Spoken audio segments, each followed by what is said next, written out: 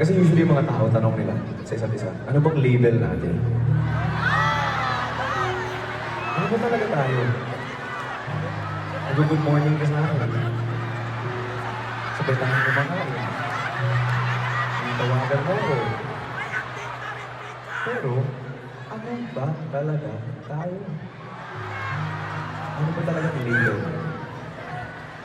But with this next song that I wrote,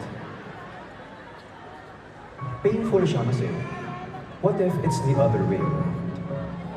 What if label na lang ang meron? Wala nang pagmamahal.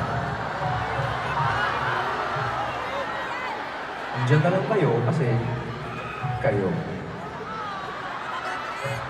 Pero wala nang pagmamahal.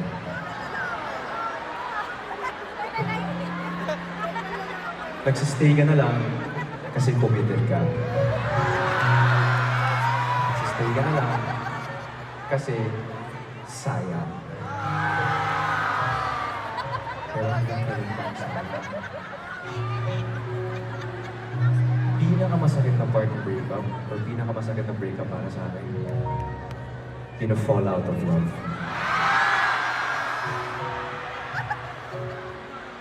Nawalan na pagmamahal.